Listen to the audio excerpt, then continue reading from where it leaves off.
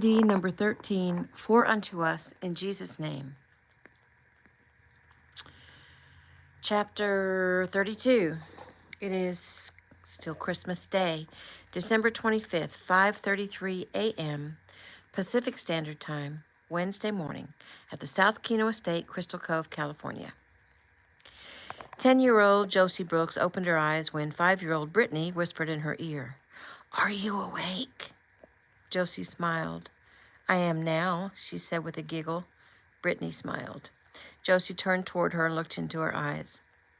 "Are you excited about it being Christmas morning?" Brittany nodded her head. "Taylor said we're going to get presents." "Yeah, we are," Josie confirmed. "Do you like presents?" "I think so," Brittany said with a smile. Josie frowned. "Have you ever had presents on Christmas?" She nodded. "One time, my teacher gave me a present." "Really? What was it?" "It was a little bear. It was really soft and it had a red bow." "Do you still have it?" Brittany shook her head with a frown. "Mama took it away from me one day when she was mad at me and she threw it in the dumpster." Josie felt tears well up. Oh, well, I'm sorry that happened. Is that the only present you ever got? I mean, did you ever wake up on Christmas morning and have presents under the tree?" "Oh, we didn't ever have no tree." Josie felt so sad for her. "Well, today you're going to get lots more presents and no one is going to take them away from you." "When are the presents going to come?" Josie sat up with a smile. "They already came. The presents are under the tree. Do you want to go see them?"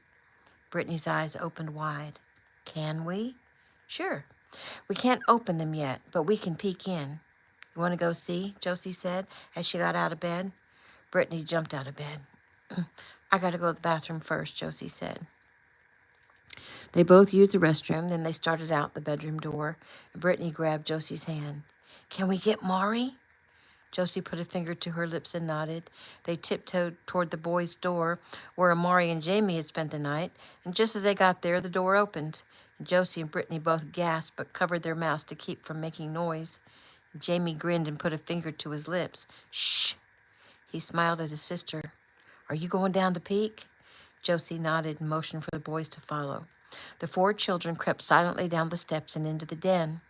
Amari's and Brittany's eyes opened wide at the sight of wrapped gifts and gift bags. So many. Some big, some small. Even Josie and Jamie were surprised by the amount of gifts. "Wow, that's a lot of presents," Jamie said. "Well, they're not all for us kids, I'm sure," Josie said wisely. They crept in and knelt down to read some of the name tags on the gifts. "See, this one is for Jordan, and that one is for 3, and that one is for Bree." Josie smiled. "That one is for Brittany, from Jordan." Brittany's eyes opened wide as she examined the gift. It had red paper with snowman on it.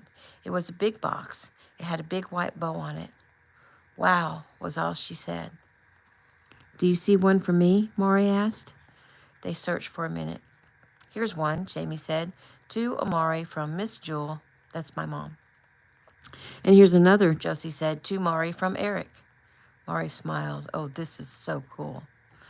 "Where's the present we made for Mom? I mean, for Miss Bree and Mr. Ricky?" Brittany asked. Josie shrugged. "Well, it must be here somewhere. It probably got moved around. But we better not move anything. We can look, but not touch. That's the rule." The children all nodded. "What's going on in here?" The children all jumped and turned wide-eyed to see young Eric standing in the doorway. "You scared us," Jamie said with a laugh. He chuckled. "I see that. Well, kiddos, good morning and Merry Christmas." "Merry Christmas," Josie said brightly and went to give him a hug. He hugged her hard. "Oh, thank you, Josie.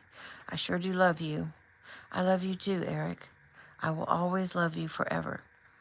He rubbed his hand over her long, dark hair. He knew the sweet girl sees him as her rescuer and that she is extremely emotionally linked to him. He smiled at her. "I love you too, Miss Josie Posey. Forever," he assured her. "Where's Jordan?" Jamie asked. "She's helping Taylor with something. They'll be down in a minute." He turned as he heard a sound behind him in the kitchen and smiled. "Merry Christmas, Dad," he said brightly. "Merry Christmas, son." Everything okay? Yes. Your mom is having a little bit of morning sickness, but I'm about to fix her up. So morning activities will be delayed about 20 minutes. Occupy the time, okay? Young Eric nodded and turned back to the 4 kids. Okay, kiddos, here's the plan. Everyone go upstairs and make sure your beds are made. You don't have to get dressed if you don't want to, because I know you like wearing your Christmas pajamas. But make your beds, brush your teeth, straighten up your bathroom, and lay out your clothes that you want to put on later. Josie, use your phone to take pics to document that everyone was obeying orders. It'll be good to see what you all did on your first Christmas with the Kino family. Then, everyone, report back to me in 15 minutes and show me the pictures. On your mark, get set, go. The 4 took off. Ricky smiled at his son. Good job, Eric. Young Eric chuckled. I'm just copying you. Oh, I recognized it. Still, that means you learned and applied. Oh, I'm smart enough to emulate greatness.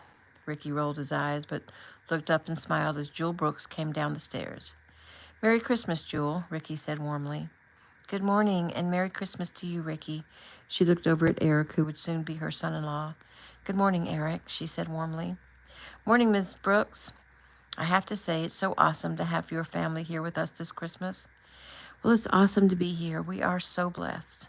Indeed we are, Ricky said, as he placed a cup of tea on a tray, added some soda crackers, and nodded. Be back soon.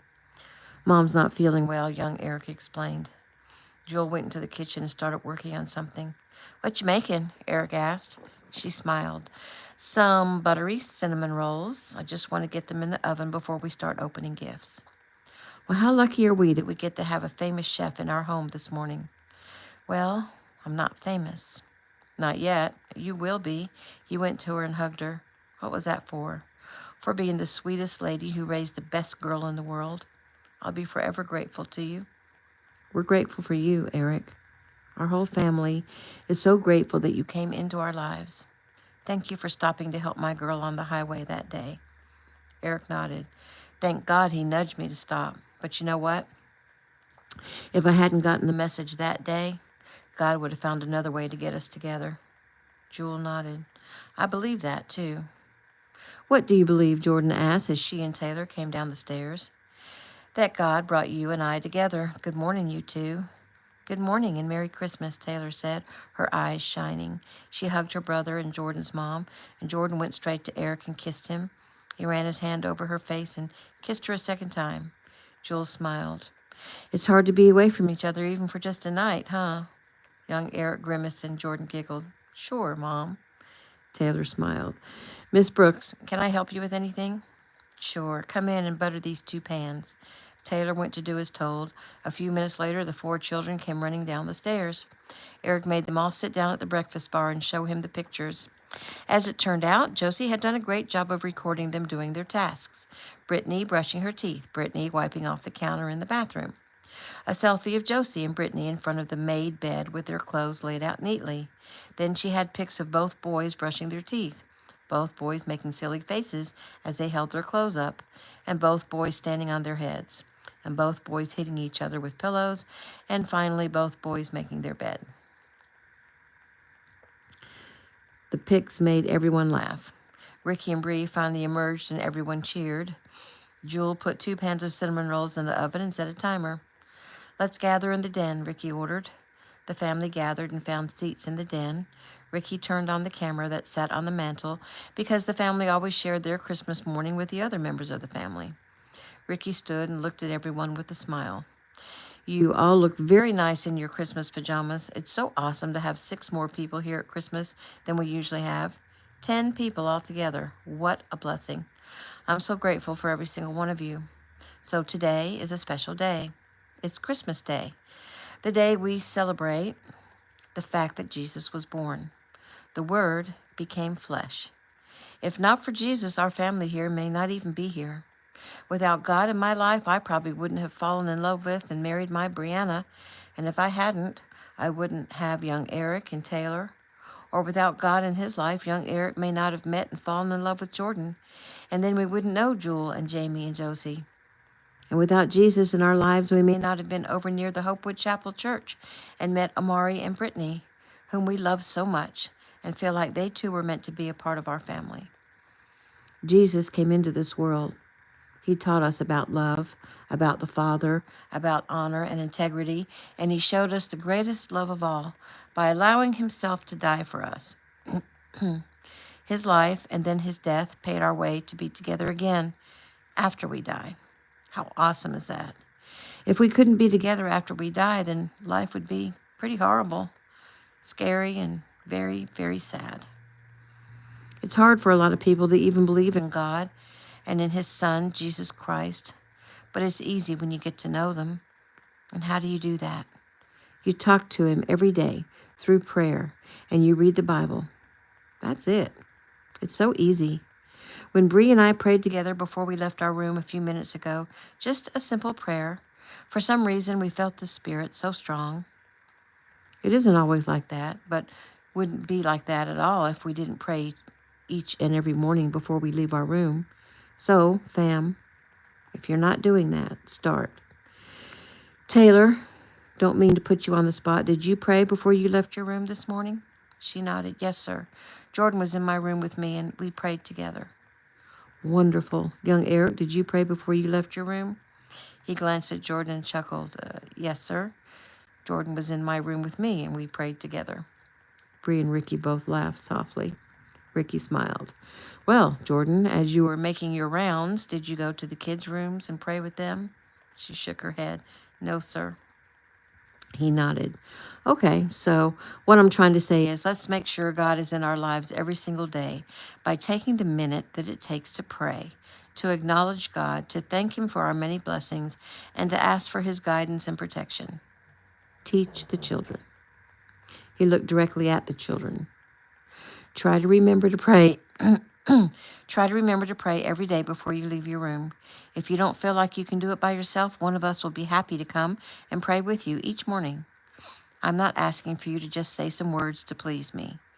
I'm asking you to talk to God because he's real and he's listening and he loves you. And he sent his son to be born on this earth and die for us. That's a lot of love. The more you talk to him, the more he'll talk to you. And that is a wonderful feeling. Taylor, will you read the Christmas scripture this morning? Taylor nodded and lifted up her Bible. For unto us is born, for unto us a child is born, unto us a son is given, and the government shall be upon his shoulder, and his name shall be called Wonderful, Counselor, the Mighty God, the Everlasting Father, the Prince of Peace. That's Isaiah 9:6. Beautiful, Ricky said. Okay, Jamie, why do we give gifts to each other on Christmas? Jamie smiled and said the words he'd been practicing.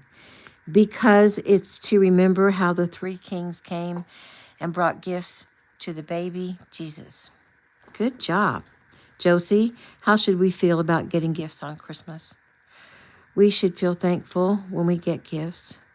We should remember that someone gave us a gift because they have love for us and they want to honor us like the three wise men honored Jesus.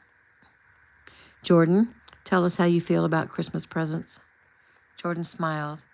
It's fun to receive gifts, but what's even more fun is giving gifts. I may not have a lot of money, but it's so much fun to find a gift for someone that doesn't cost very much, but has a lot of meaning and shows the person that I really care about them. Perfect. And young Eric, can you give me a summary? I can. This feeling that we get, this joy of giving someone a gift and doing it with love and joy because we care about that person, that is the feeling that Jesus wants us to have for one another. Love, compassion, kindness, care, gratefulness. All of those things and more is why the giving of gifts is a wonderful thing. Jewel, would you like to say anything? She nodded. Christmas should never be just about giving presents to one another. It's about the feeling that Jesus wants us to have, as young Eric just said.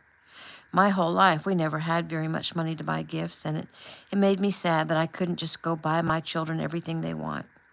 I learned instead to simply be grateful for those children. I had enough money to buy some ingredients and cook them a delicious meal. I wasn't bitter that we didn't have a lot. It's a good thing we didn't have a lot. because it kept us humble and it kept us kind. My kids were not greedy little brats who got mad if they didn't get the right kind of Nikes for Christmas. They were grateful for what little they did get, and I'd much rather have good, grateful kids than all the money in the world. Ricky smiled and nodded as he choked back the emotion her statement brought to the room. That's absolutely beautiful, Jewel. He turned to his wife. Bree, my love, what say you? Well, what more is there to say? You are all so wonderful in what you've already said. Let's lay all the cards on the table. We've been blessed. Our family has a lot of money. That money is simply a resource for us to help others. We don't believe in being lavish. We don't believe in flaunting our wealth. We do believe in using it to help others stand up and succeed. We work hard to take care of whatever God has placed in our path. And when we help someone, we try to make it a permanent help instead of just throwing money at a problem. That takes more time, more resources, and more thought and prayers. We're happy to serve God in any way we can. But oh, the blessing we get from the blessings we get from that are so plentiful. Today, we have Brittany and Amari with us, and we love them both so much, and they bring us so much happiness already. We are so blessed to have them with us. And of course, Jewel and your precious family, we love you and can't imagine life without you. You, Jewel, are my sister in Christ. Your children, well, you know, we love them like they were our own. I thank God for you every single day. So we want to give you all gifts because we want to honor you and show you love, just like the three kings wanted to show love and honor to the Son of God when he was born. Christmas is a wonderful time, and I hope we can do even more next Christmas for more people, and you can all help in the endeavor. Ricky smiled. Bree, baby, I love you. And just think, next Christmas we'll have a new little Kino baby with us. How exciting is that? She smiled. It's an amazing blessing and an amazing gift, and I'm so grateful that I can't even put it into words. Ricky grinned. So, what do you all say that we have a prayer and start opening these gifts so that we can have breakfast sometime today? They all stood in a circle and held hands, and Ricky prayed a powerful prayer. They sat back down, filled with peace and calmness and love. Eric, you and Jordan do the honors of handing out the gifts. Let's go youngest to oldest. Eric nodded. Okay, so that would be Britt, then Jamie, then Amari, then Josie, then Taylor, Jordan, me, Mrs. Brooks, Mom, and last but not least, Dad. Right? Sounds right, Bree said. Brittany was handed a gift, and the opening began. A few minutes later, Jewel had to run into the kitchen and take out the rolls. One by one, the mound of gifts under the tree began to diminish. One of the highlights was when Brittany pulled a large, cuddly, ultra-soft panda bear from a bag, and her eyes lit up. Josie then asked her if she could tell the story about her Christmas gift from a teacher. Brittany nodded, and Josie shared the story, and that caused some tears. It was Brittany who comforted them all. She said, "Aw, don't cry, 'cause now I got this big bear, and I love it. And it has a red bow, too." She squeezed the bear and kissed it. Another highlight was Amari and Jamie each getting Nerf Elite blasters, and young Eric telling them he had a huge set of Nerf guns, and there was going to be a giant battle later. The funniest gift was from Jordan to 3. It was a crystal globe to sit on his dresser. And inside the globe was a small, orange Monopoly game card that read, "Get out of jail free." That had led to a delightful wrestling match, which Eric purposely lost. Eric gave Jordan a very nice set of luggage, along with the promise that they were going on a road trip back to Pine Forest, eventually. Brittany and Amari made a joint gift from them to the family. Taylor helped them. It was actually her idea because she made something similar when she was in kindergarten. It was a framed picture, and across the top, Amari colored bubble letters that read the Kinos, and the rest of the picture consisted of flowers made out of each person's fingerprints or thumbprints. The last 2 flowers were Amari and Brittany. And Bree made a big deal about it and cried and said it was going on the wall right above the kitchen table, and the kids were praised and thanked over and over. Finally, it seemed all the gifts were opened. "Wait," young Eric said. "Jordan, I haven't given Josie her gift yet. It's out in the garage. We'll be right back." Jordan smiled as young Eric came back in with the red box. with a matching top that had a big white bow on it. He set the box down on the floor in front of Josie. It's kind of fragile, so don't move the box. Just open the top. Josie nodded while Taylor videoed, and Josie's reaction was perfect. She opened the box, and a little brown and white puppy immediately tried to get to her. Josie gasped and instantly started crying. Really? Really? He's mine?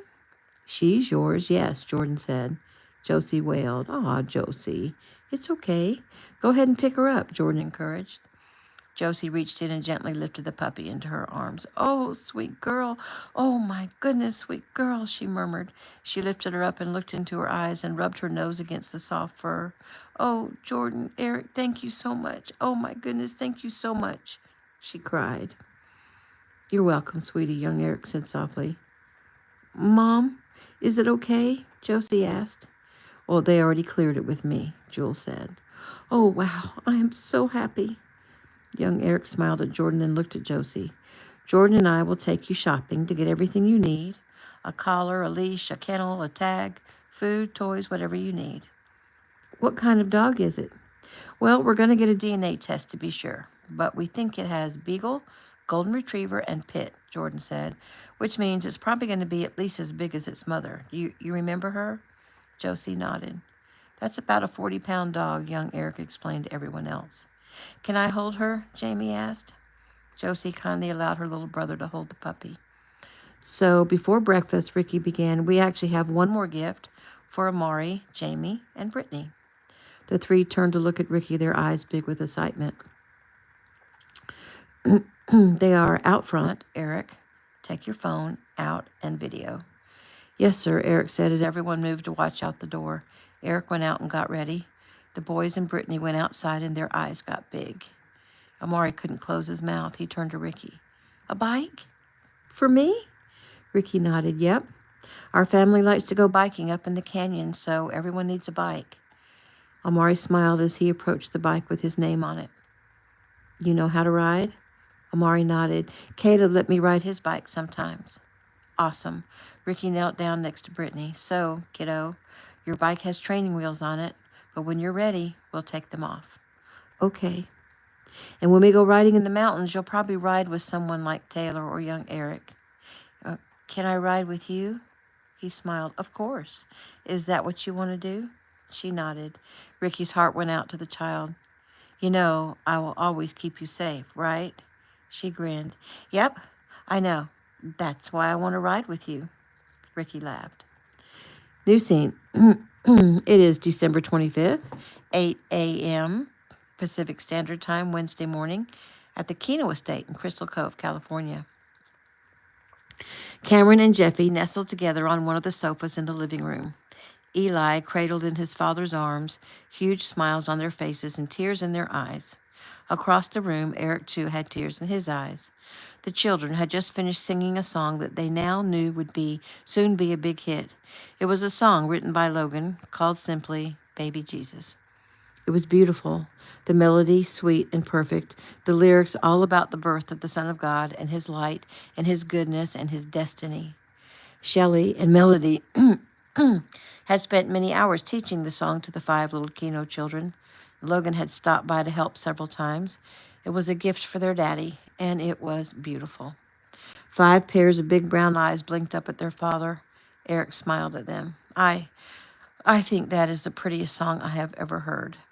He stood and helped his wife up from where she was kneeling in front of the children to direct their song and pulled her close. Thank you so much, Shelley girl. I can tell you have all worked hard on that. He lifted her chin and kissed her softly. He then knelt down in front of the children and held his arms out, and they scrambled into his arms and hugged and kissed him. And he shook his head in wonder. I love you all so much. You bring me so much happiness. I love you too, Angelina said, always the first to speak out. Eric smiled at her. His little girl was not a bit shy. Her spirit was bright and beautiful. Noah and Abe were quiet and thoughtful, and, they were learning, somewhat psychic, because they could pick up on someone's distress. 3 times now they'd been concerned about Melody. One when she fell as she gave out backpacks to the homeless. Another when Benoit Cruz hit her on the head and put her in a trunk. And the third when Cade Kessler intended to rape and murder her. Eric assumed they were picking up on Melody because she was their caregiver, and they loved her very much. They'd also known their mother was sick with a headache one morning before Shelley was even awake. They'd started crying, and Eric went to see about them, and they held their heads and said, "Mommy has a hurt head." Eric went back in to check on Shelley, and she was sitting on the side of the bed, her hand to her forehead. "Headache?" Eric had asked. Shelley looked back at him. "How'd you know?" He smiled. "I didn't." Noah and Abe knew. It was interesting, to say the least. Eric would be very careful monitoring these two sons. Manny, Eric thought, had a little bit of a learning disability, but nothing that couldn't be overcome with a bit of extra work. Nate had the opposite. He was brilliant. His mind was very much like Jeffy's, and Eric wondered what his big calling would be on this earth. He wondered what all of their callings would be, because they came to the earth in a very different way. Eric had thought many times that he and Shelley should have had more children. So many things were happening, it never seemed like the right time. Had he intentionally disobeyed God? Did he ignore God's promptings to bring more children into their home? Had he simply not been paying attention? He sighed. Then bad people who intended evil did it for them, and Eric and Shelley wouldn't even have the children with them if not for God intervening, if not for Luciana stumbling across the truth and then having the courage to step forward. Thank God for Luciana. Thank God for these children. Thank God for intervening.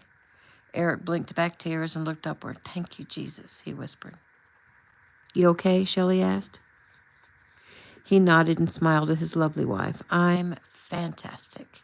He clapped his hands together. "That was amazing. Okay, Christmas is over. Let's go have breakfast." He glanced around at the silence and chuckled.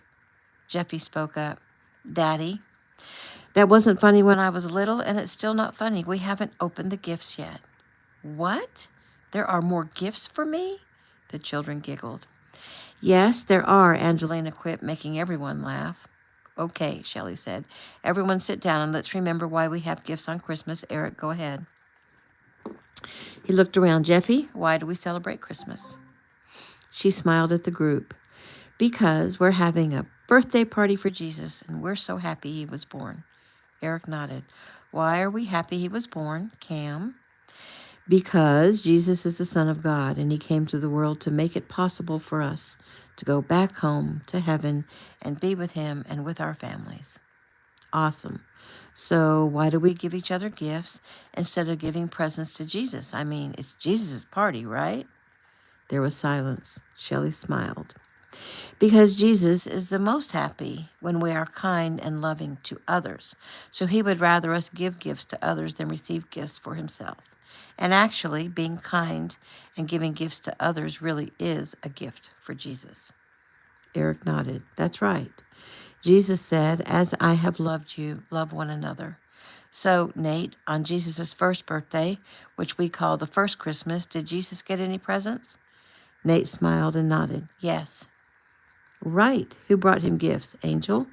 She jumped up. The 3 wise men." "Right. Manny, how many wise men did Angel say?" He grinned. "3. Right. Noah, what else do people sometimes call the 3 wise men?" "The 3 kings." "Right. Abe, what did the 3 kings or the 3 wise men bring as gifts for the baby Jesus?" He swallowed. "Gold, frankincense, and myrrh." "Very good. Nate, why did they bring him gifts?" "To honor him, because he was the Son of the Most High God." "Is it fun to give gifts to someone you love?" Eric asked. "Yes," the children all yelled. "Is it fun to get gifts from someone?" Eric asked. "Yes, yes," they said, jumping up. "Okay, let's calm down a bit. I want you to listen very carefully. It is fun to receive gifts on Christmas morning, but that's not what Christmas is all about. The real part is we're so glad that Jesus was born, that God sent his only begotten Son to this world because he loves us and wants us to come home to him. At Christmas, we should help others, give gifts to others, give gifts of service, love each other. That gift you just gave me, the gift of a song, that was the best gift ever. So that means the presents don't have to cost a lot of money. As long as you have love in your heart when you give a gift, that's all that matters. Does everyone understand? Yes, Mommy. Tell them what we talked about.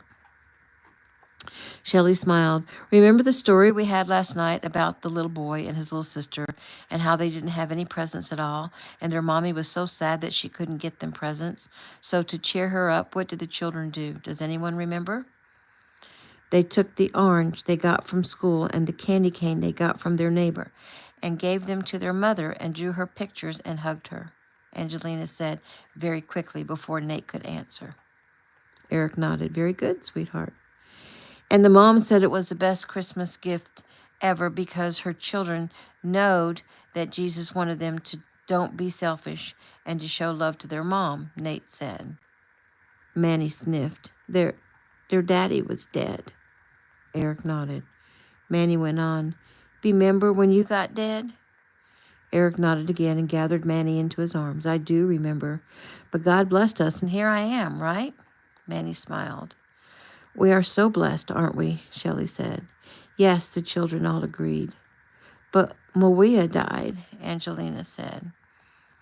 Eric nodded his head. You know, because Jesus was born, we're going to be able to see Maria again.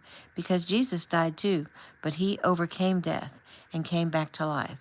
And now when Jesus comes again, we'll all get resurrected and we'll see Maria again. So don't be sad. It's going to be a happy time. Angelina smiled timorously and sniffed. Okay, Eric began. So, who has a gift for Jeffy? I do, they all sang. Awesome. Let's find one of those and give a gift to your sister.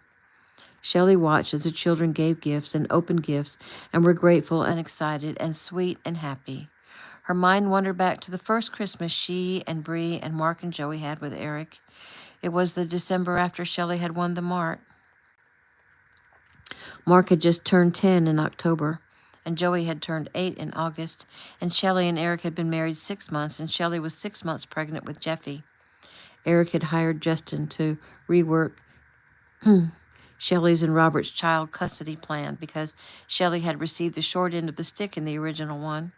She'd been manipulated into her having the children most of the time, but summer and Christmas vacation they spent with her father, and that meant she never had her children for Christmas or out of school time, and it was very unfair. Justin was a pro at getting Robert to cooperate with reworking the schedule, and after that she had the boys every other summer and Christmas until they became teenagers and made a stand about not wanting to leave their friends or activities to go visit their father. And after that, Robert ended up coming and spending time with them in L.A. Thank goodness he had long since given up trying to manipulate and dominate Shelley.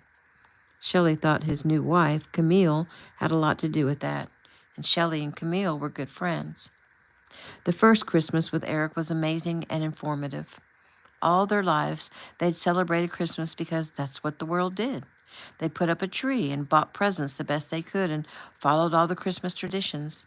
The only thing they didn't do was relate any of it to the birth of the Savior. But once Shelley and the boys began to know God, it took on a whole new meaning. And suddenly it actually had meaning, and it became a whole new ballgame. It became beautiful. It became peaceful. All was calm. All was bright.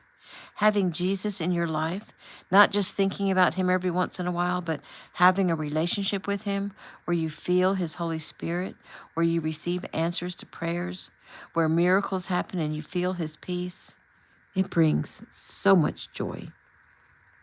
Bree didn't learn about Jesus until much later because she was busy having a career. Finally, Ricky was able to convince her that they were meant to be together, and he taught her the gospel. Seeing the change in her was a beautiful thing, and once Bree bought into something, she went all the way. Shelley, Eric said softly, are you with us? She smiled. I am. I was just taking a trip down memory lane. Oh, Eric, you've brought so much to my life. You taught me about Jesus, and you helped me through, and you have made me so happy. I can't even imagine how I would be, how things would be without you. Well, then, don't imagine it, baby.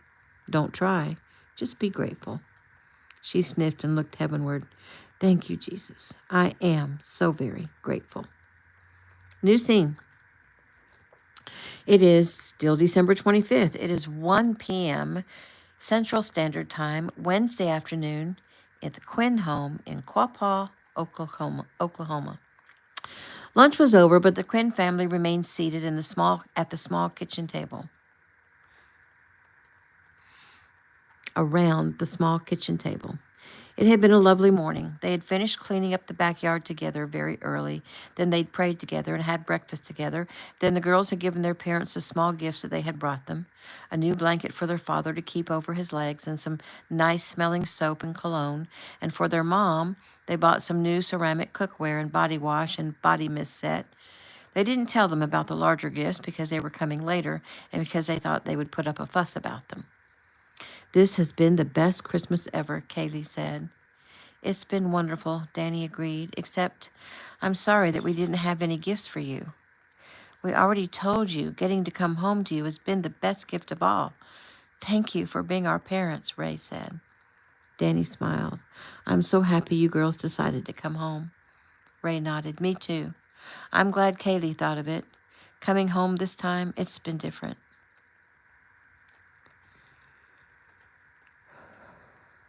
I can't put my finger on it, but it's been so special. Well, I think the reason for it feeling so special is because of you two, Alo said softly. I think you coming close to being beaten to death, Kay, and you watching and learning from the Kino family, Ray, I think it opened your hearts, and I think you were supposed to come home. Why? Kay asked. Danny and Alo glanced at each other. Well, some of it because I need to tell you some things, and some of it because you needed to open my eyes. What do you mean, Daddy? Ray asked. He sighed. Last night, Jesus came to me in a dream. It didn't start out as a very nice dream. First, I was running and trying to get away from something, but then I could see myself from far away, and I had been running in a circle. And then it morphed to where I was stuck, I guess in a room, and I couldn't get out. And there was a small window, and it opened up, and I looked out of it. And there were amazing things outside that window. Beautiful music, beautiful colors, lots of books, people doing amazing feats. But I closed the window. Then Jesus came to me and smiled and told me, it's time to stop living in fear. He said, enough is enough. Go. And I said, go where? And he pointed to the window. And I shook my head. I was afraid to go. But he insisted, and the window opened again, and Jesus smiled and nodded at me. I tried to climb out the window, but when I was about halfway out, it started to shrink, and I got stuck. And Jesus told me it was all in my mind. It was my fear that was shrinking the window. He touched my head, and the window grew into a large door, and I stepped outside of the room into the most amazing world. I couldn't believe all I'd missed out on by staying in that room. At first, everything was amazing, but then I came across a boy who was screaming for help. He had fallen into a river and was drowning, and I watched him go under, and his last words were, you could have saved me. I didn't understand.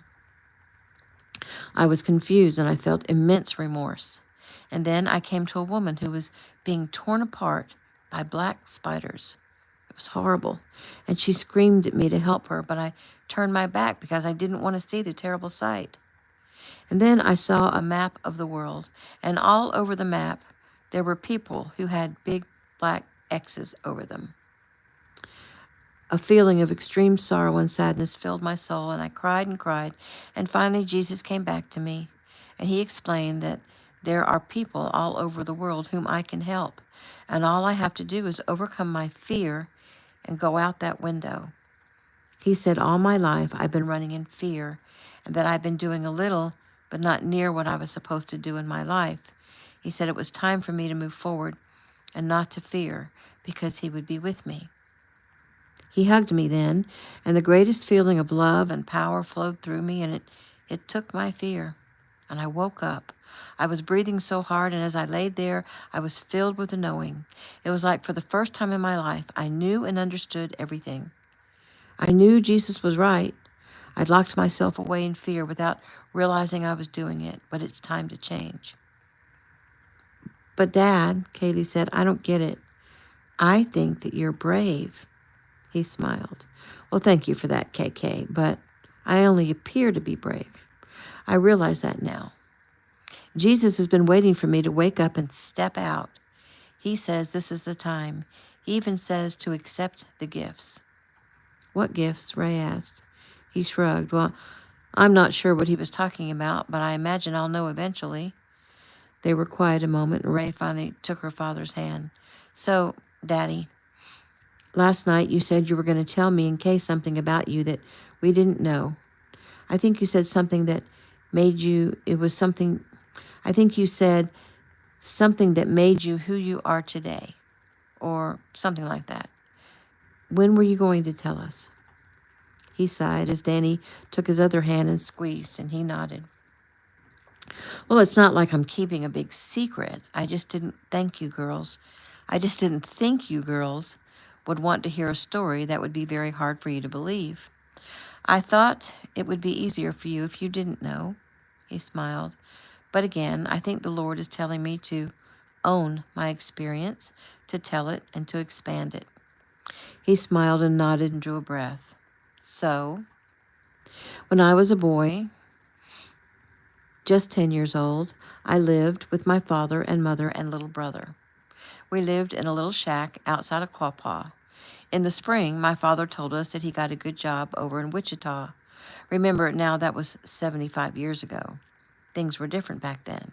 I couldn't believe my father was going to go to a white man's city and work for them. I was appalled. I didn't want to go. I was adamant that I wasn't going. I cried and begged him to stay in Quapaw. He told me I needed to grow up, and we would be leaving in 2 weeks. So I did what any 10-year-old boy would do. What's that? Ray asked. I ran away. Kay giggled. You're kidding. He smiled. Nope, I'm not kidding. I wrapped up 4 apples that I stole and some extra clothes in a blanket and tied the ends of the blanket together. I grabbed a fishing pole and string and took off. I headed south, mostly along the Spring River. Well, that sounds pretty brave to me, Ray mumbled. It only sounds brave. I ran out of fear, though I didn't think of it that way at the time. But now I realize, my whole life, I've been afraid of going anywhere or doing anything out of my own comfort zone.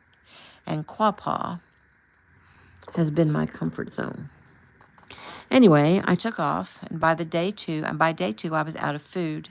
I decided I needed to catch some fish, so I found a nice spot, secluded, near a fall. I waded out into the water, threw in the line, and caught a fish pretty quickly.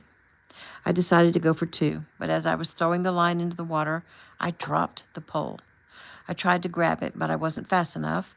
I didn't want it to go over the falls, so I dove in to save the pole. But the current was stronger than I thought, and sure enough, I went over the falls. Oh, no, the girls both said at the same time. He nodded. I remember thinking, this is it. I'm dead. I waited for the pain of hitting rocks or whatever was at the bottom. But I never did. It was like I was in a whirlpool, going round and round, and I went under the water. I held my breath as long as I could and finally, instinctively, sucked in. There was a pain in my head and in my chest, and everything went black. When I woke, it was so strange. It seemed like I was inside of a bubble. I could see through the bubble. I could see that it was nighttime. I could see the waterfall in the distance, though it was weird because I couldn't hear it. I could see the stars shining above, but there was like this curtain of water all around me, truly like I was in a giant bubble. Were you dreaming? Kay asked. He shook his head. I thought I was, but as it turned out, I wasn't. Were you still in the water, or I guess was the bubble in the water? No, I was on the ground, but I was actually inside the bubble. It was, I guess you could say, a supernatural bubble. I felt pain on the side of my head and reached up to touch it, and there was blood. I guess I did hit my head on a rock. Then I realized I couldn't move my legs. I was sitting on the grass beside the river, and I couldn't move my legs. I began to realize that whatever was happening, I was in big trouble. A mountain lion, a wild boar, black bear, or wolves or coyotes could come upon me any time. I doubted any person would just happen by, and if they did, would they be a friend or foe? I couldn't move, and I realized I was going to lay there by the river and either die a long, slow death or be eaten by a wild animal. He stopped because the look on both girls' faces was wide-eyed and comical, and he smiled. Obviously, I didn't get eaten at that time, he quoted from one of his favorite movies. I did lay there and watch the night turn to day. I tried desperately to move my legs. I couldn't. I turned on my stomach to try to use my arms to pull myself away, and then discovered that I couldn't escape the bubble. I had no idea what was happening. I stayed like that throughout the entire day. I was hungry and thirsty and confused, so confused. As the sun went down and darkness fell again, I finally allowed myself to cry, as I was scared. I was miserable, and yeah, I wanted to go home. I started talking to God. My parents considered themselves Christians, though, like many Christians, they didn't really practice their faith. They didn't pray, as far as I know. They didn't trust God to help them in any way, as far as I know. But I was finding my religion real fast. I started calling out to God. I begged him to help me. I pleaded with him to send someone to find me. I cried out to him in complete agony, and finally I gave up. I remember thinking, fine, I'm gonna die. Fine. Can it just happen, please? Just take me. Just die. I lay there thinking that all night. Just die. I was so thirsty. I remember that because I was thinking there's water right there, a whole river of it, but I couldn't get to it. I was frustrated and angry. I was really angry. I think I finally fell asleep again or passed out. When I woke again, it was daytime, well into the day. My head was pounding. The anger had passed, and I had finally let go. I thought, okay, I'm almost done. Thank goodness. I won't last much longer. Thank God. That was a thought that made everything change. Thank God. I just want to be with you now, God. I stopped thinking about myself. I thought how my mom and dad must be really worried about me. And my little brother, whom I rarely thought about, he always told me I was his best friend. They're going to be sad, and they'll wonder whatever became of me. And I felt remorse. I'm sorry for running away. I'm sorry for causing trouble. I'm sorry my heart was so full of hatred that I ran away. My father had been trying to provide for his family. He was doing what he could to protect our family, and I had run off and caused him so much heartache. I wished I could be a better person. Too bad. It's too late now. Sorry, God, if you're up there. Sorry. Alo shook his head as if he was still there, being that little boy. After I said I was sorry, the bubble around me began to shimmer, and there was a rainbow of color, and then there was a man standing inside the bubble with me. He had a bright light all around him. I thought I'd finally died and gone to heaven. I mean, literally, I thought I was looking at an angel or a dead person or something like that. He knelt down beside me and smiled. He said, "It's been a long 3 days, hasn't it, Alo?" He produced a small bowl and lifted my head and helped me to drink some water. Alo smiled. That was the sweetest drink of water I've ever had. It was cool, sweet, refreshing. It was like I could feel it mix with my blood and hydrate my body. It tasted and felt so good. "So he saved you," Kaylee said. Alo sighed. "Well, he told me that it wasn't my time to die. He told me that I had chosen to come to be born and to be God's servant here on the earth, but I don't remember the calling, and I was heading in the wrong direction. I asked him if I was God's servant, then that means that there really is a God. He smiled and said, "Yes, Alo, God is real. He exists. Jesus is the Son of God, the only begotten Son of the Father, and he really did live on the earth and was crucified and died to pay the debt for our sins, and he was resurrected and ascended into heaven. He's real. God is real. And you, Alo, said that you would come to Earth and tell people about Jesus. There is a plan. I told him, I guess I messed up because now I'm dead and didn't do what I said I would do. And he told me I was not dead yet. He asked me if I still wanted to fulfill my calling. It was my choice. I thought about it a minute. I was being given a second chance to start over and do things right. So I told him, yes, I wanted to do it, but I didn't know how. Alo smiled and shrugged. After all, I was only 10. And the angel said, you must study and learn the Bible, but that is only the beginning. You must work hard. You must change your ways. You are saved by the grace of Jesus' gift, which is free, but you must live the best, most righteous life you can, because in order to teach others, you must set the best example. So that means you must be honest in all you do and say. You must be noble and have integrity. You must not have your heart set on money and riches and comfort, but instead live to serve and love. You must ask Jesus to come into your heart and teach you about love and fill your heart with love. And you must pray continually. Pray with faith and knowing that God hears you and will answer you if you stay awake and aware. He then asked me if I understood, and I told him I think I did, and he smiled at me so kindly. I wanted him to stay with me and talk to me and teach me, and he said I had to take the initiative to do what I needed to do. The effort had come from me. The effort had to come from me. He said it won't be easy for me, but the learning and the trying will make me strong. I tried hard to understand what he was talking about. I told him I would try my hardest. He said he believed me, and then I asked him how I would get home, and I told him I couldn't walk. He assured me that when he left me, all would be well. He laid his hands on my head and blessed me. He reminded me to pray always, to keep a prayer in my heart at all times, and take time to kneel and pray several times a day. I would learn to hear God's voice. And then he bid me farewell, and the light around him shrunk down until he disappeared. The bubble around me shimmered brilliantly. It was so bright, I closed my eyes. I think I fell asleep. I'm not sure how long, a few minutes, a few hours, maybe another day.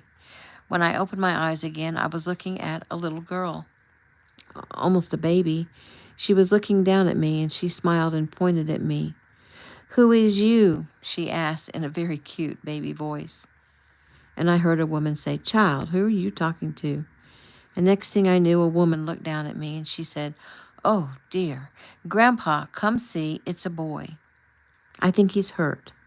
An older man came, and next thing I know, there were people all around me. I was no longer in a remote place by the river. I was in a park near a small neighborhood just south of Quapaw. I was taken to a hospital, and my parents were contacted. I was so worried that my father would be furious, but my mother and father had been devastated and were so relieved that I was found and I was safe that they simply smothered me with hugs. I had a big gash on my head, but it was stitched up, and I could walk. My parents, they forgave me almost immediately. I apologized over and over, and I cried, and I promised I'd never again give them any trouble. He stopped and sighed. "Wow, Daddy, that is quite a story." He nodded. I did what the angel man told me to do. I became a model child. I went with my family to Wichita. I studied the Bible. I prayed all the time. I went to church. I didn't feel comfortable enough to tell anyone what had happened to me. I just tried to be as good as possible. And as I did the things I was instructed to do, I began to hear God's voice. "You've never wanted to talk about your parents, Dad, and I always assumed they had passed," Ray said. "Did I ever meet them?" Alo shook his head. "No. My father took his job in Kansas, and I went obediently. We lived there for 10 years. And the Vietnam War started, and I was drafted. I did my best to teach my fellow warriors about God, give them hope and comfort, because that war was hell. I made it back home 4 years later to find that my father, mother, and little brother had died in a house fire. I was devastated, but I swore to not be a victim like so many others affected by tragedy. and especially those affected by the war. But I admit, I did seek refuge in something familiar, and that was I came back to Quapaw. I got a job working for a land developing company, which taught me a lot. I then used my skills to help the people of the town with anything they needed to fix on their homes or in their businesses. I became the go-to person for all things to do with building, plumbing, electricity, landscaping. I never lacked for work. I charged very little, but I made enough to eventually purchase this little home. But the main thing I did was I joined the local churches and began a ministry of my own. Oh, Daddy, I am so proud of you. He smiled. So, when I first came back, one of the first jobs I had was to lay the gym floor at the new high school. When I was doing that, I noticed a cute little girl. She was only 16.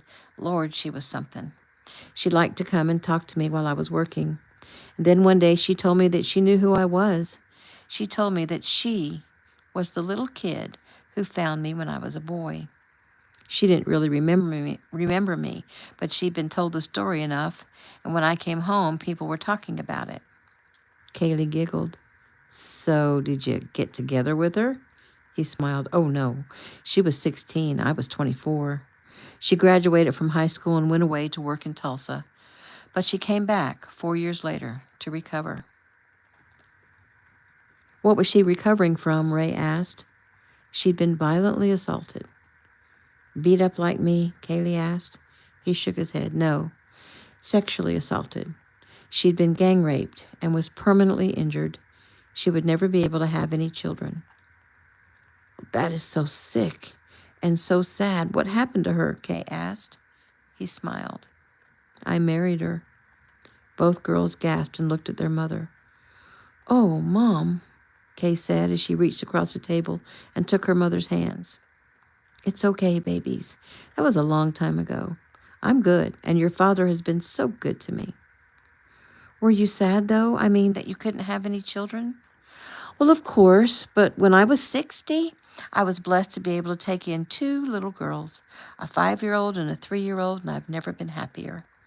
Oh, Mom, I've been so selfish. My whole life I was like all about me, Kaylee said. Nonsense, Danny said. Ray shook her head.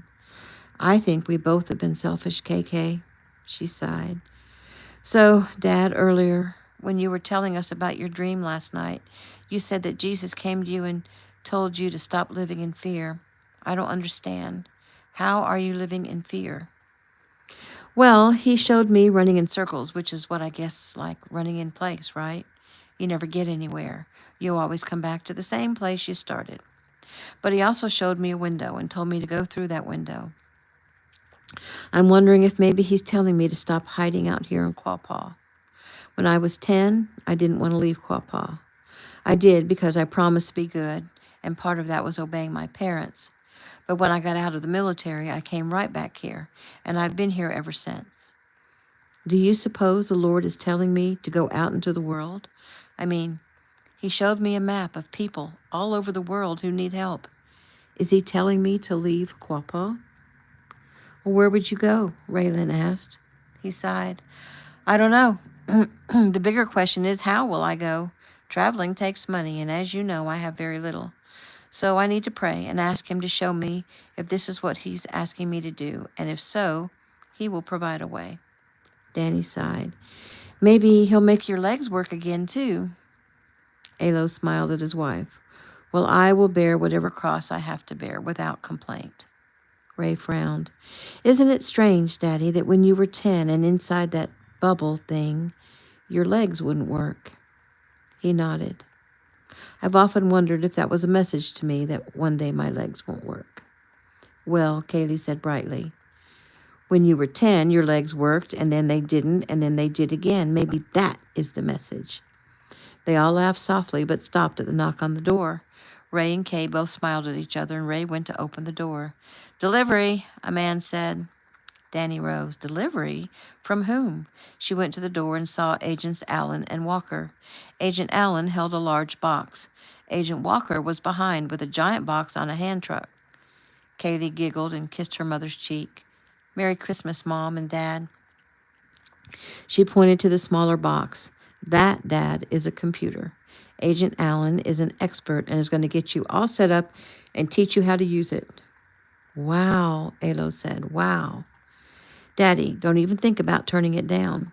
He smiled. I won't. Jesus already told me to accept the gifts.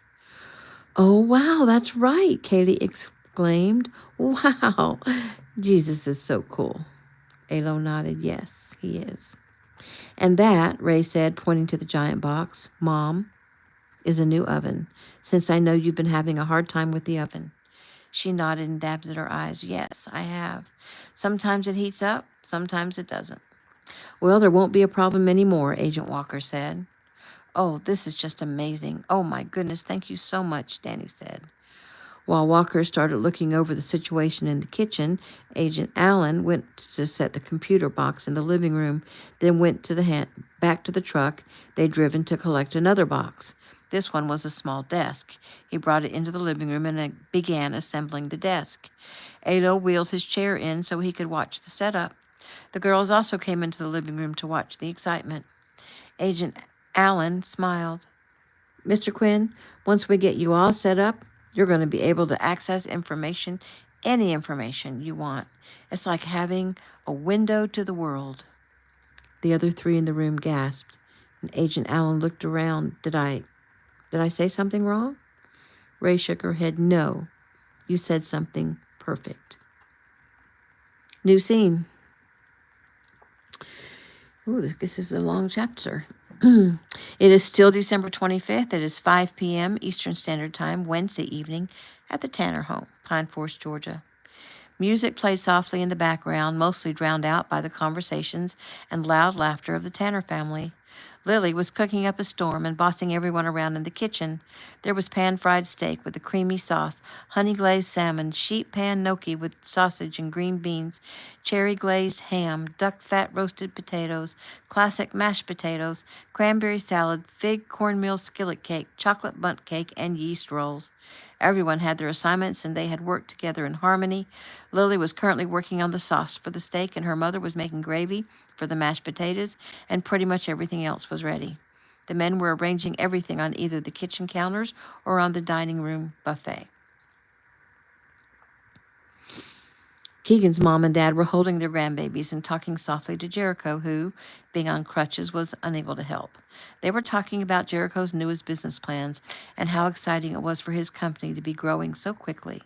Isaiah started to fuss, and Debbie stood up to bounce him. Iris was happily and carefully placing a fork next to every plate. They were using the larger dining table that usually had places for 12, but they were squeezing in 2 more places. For the Christmas dinner, those present were Roger and Debbie Tanner, Keegan and Lizzie, Heather and Nolan, Rose and Jericho, Violet and CJ, Daisy, Lily, Gabe, and Iris. And directly after that would be a birthday celebration where the Stewarts, Apples, and Murphys would be arriving to celebrate Rose's and Violet's 24th birthday. Lizzie finished up the gravy and looked around with a smile. Okay, girls, I hear Isaiah calling for a snack. I'm going to go nurse him real quick and put the babies down. You finish up. You got this? We got it, Mom, Heather said quickly. Don't worry. Go feed that boy. I swear he wants to eat every 30 minutes. Lizzie smiled. Sound like anyone you know? They all said Gabe at the same time, and they all laughed. Gabe poked his head in the kitchen. Did someone call me? Lizzie smiled and walked past him. Your sisters did. He walked into the kitchen. What you need? They hadn't really called him, but they went with it. They all circled around him. We need you.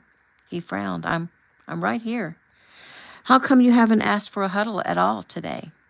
Oh, I've been a little busy. He smiled. Circle up, ladies. I don't have all day. They giggled, and everyone put their arms around each other with Gabe in the middle.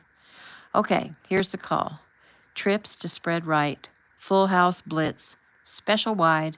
All green. No burn. All hearts on 3. And what exactly does that mean? Heather asked, as she always did. Gabe smiled. It means everyone in the whole house, head straight to the dining room, hit the table, eat until you burst, go full out, don't stop till you drop, and mostly that, well, you know, I love you. His voice clogged, and Rose laughed. You choked yourself up, didn't you? He sniffed and laughed. Maybe. I love you, Gabe, she said softly. He smiled. Yep, me too. I love you too. Okay, big squeeze and break. They hugged him really hard, stepped back, clapped their hands, and shouted, break. Keegan stood at the kitchen door and drew a deep breath. He thought his own heart would burst. He was so grateful for his family. Thank God, all those years ago, his SO, Nigel Court, decided to place him in Nurse Lizzie's home. Keegan had been so angry with Nigel. He'd learned over the years that it was one of those times when someone might question God that he would let that happen.